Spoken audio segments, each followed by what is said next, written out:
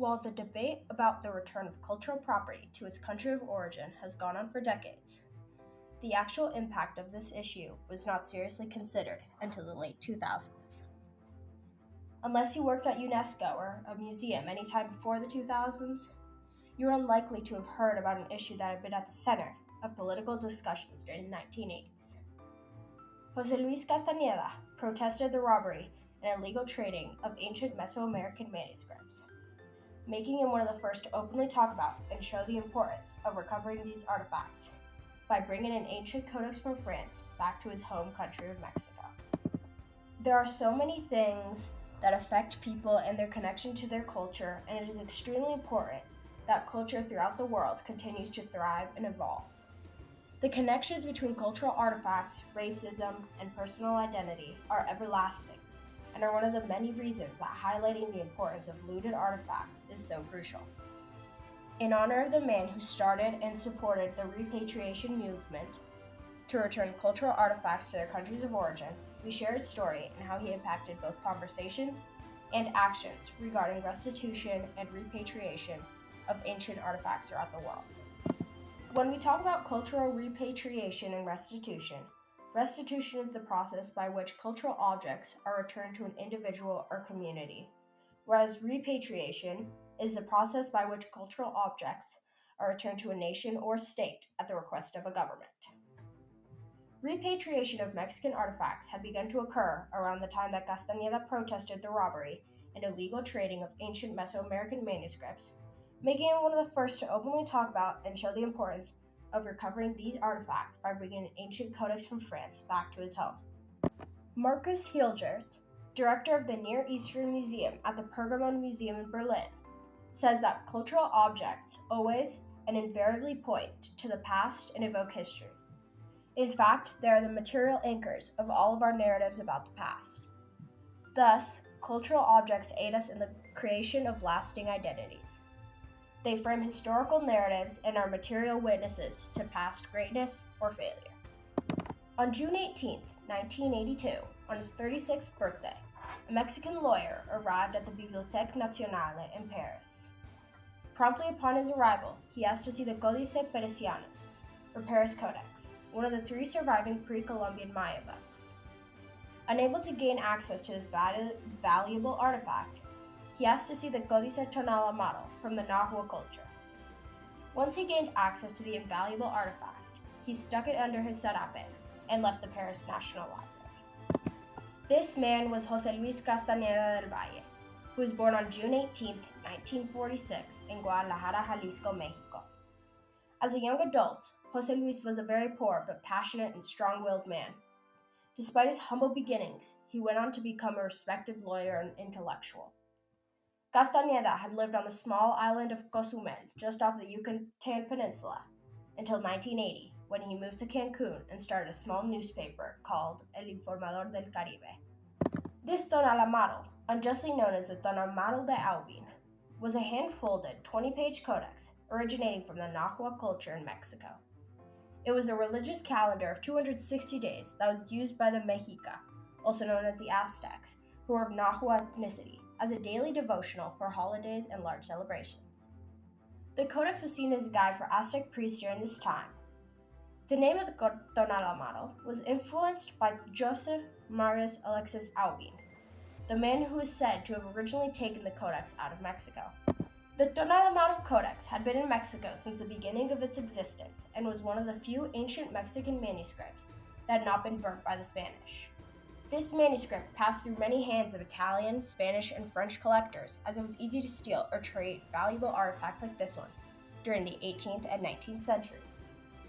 Joseph M.A. Albin was a rich collector in Mexico during the 19th century who was growing his collection solely with pre-conquest and colonial manuscripts from the ancient Mexican cultures. The 1830s and 40s were a time of political turmoil in Mexico, caused by many changes in the government, including multiple new presidents. The newly independent Mexican government had to deal with the Texas Revolution in 1835 and the Mexican-American War, which ended in 1848, with the Treaty of Guadalupe and Mexico relinquishing over half of its territory. At this point, two collectors, Jean Frederick Waldeck, a French artist and explorer, and Joseph Aubin, had pages 3 to 20 of the Tonalamatl in their separate collections. Aubin got as much of the codex as he could, whether by force or some other way, and fled Mexico, removing the titles and important wording from the Tonalamatl, so that customs agents would not suspect he was smuggling his collection into France. Consequently, the Aubin collection fell into the hands of Eugene Goupil, whose widow proceeded to donate the collection and the codex to the Bibliothèque Nationale when he died. When Castañeda's story hit the papers, Mexicans worshipped him and the French hated him. He was seen as a thief, someone that was in France trying to cause trouble. At the time, a foreign diplomat asked, "Can you imagine the Greeks trying to steal the Elgin marbles from the British Museum? Or the Italians trying to steal the Mona Lisa from the Louvre, and so on? It could be chaos." Interestingly, both of the examples in this man's question are examples of robbery and illegal trading in other areas of the world. The Mona Lisa, although legally sold to the King of France, was stolen in 1911 by Vincenzo Perugia, a man who believed that Napoleon had stolen the Mona Lisa from Italy during the French Revolution.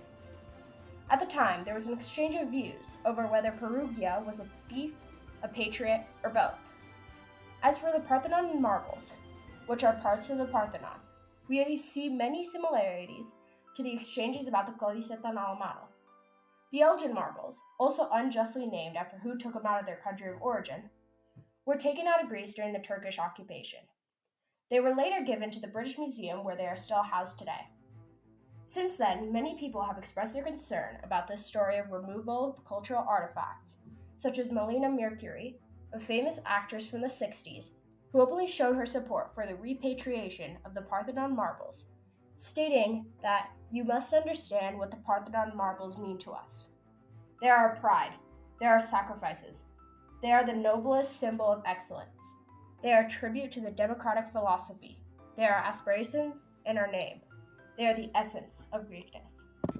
Culture connects to so many different issues and can be a crucial way of allowing people to connect to their roots. By destroying or displacing the cultural heritage of a community, you also reduce its chances for sustainable development, cultural diversity, post-conflict rehabilitation, and reconciliation, says Hilgert.